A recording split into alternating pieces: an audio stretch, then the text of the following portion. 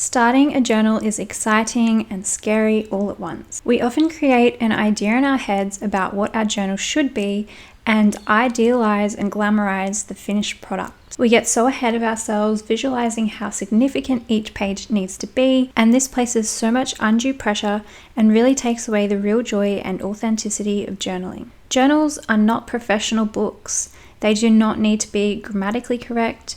They do not need to be neat and tidy, and they are not factual. Instead, they are a representation of one's perception, thoughts, and ideas, and the most perfect way to fill one up is imperfectly. I am always excited about starting a new journal because it is the possibility and the potential and the options that just seem to be overflowing in that moment. I really like the idea of not exactly knowing where it's going to take me and the fact that each page can be something different entirely. Today I'm starting a new journal and I thought I would show you how I like to get started. I always like to begin with a little starting note somewhere in the inside cover, just stating when I began using the journal. I leave space here to write whenever I finish it too, and I'll often add my name. I like to do a first entry page that just introduces me and where I am in life right now, or who I am in life right now. You can do this by just simply writing your current situation and perspectives and where you are right now, and you can add some little bits of decorations and photos if you wish to. Or something that's even a little bit easier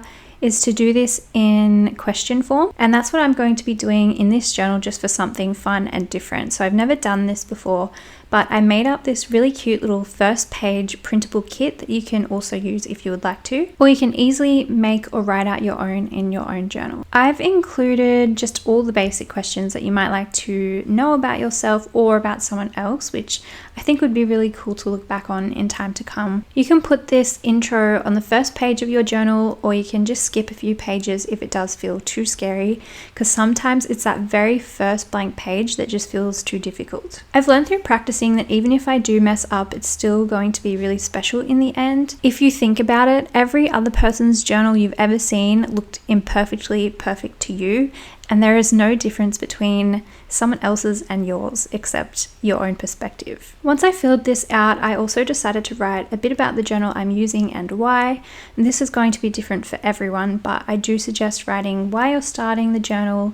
Write a little bit about the journal itself, like where you got it from or why you chose it, and also how you hope to use it and what your plans are for filling it up. So for me, I'm using a journal that I made myself.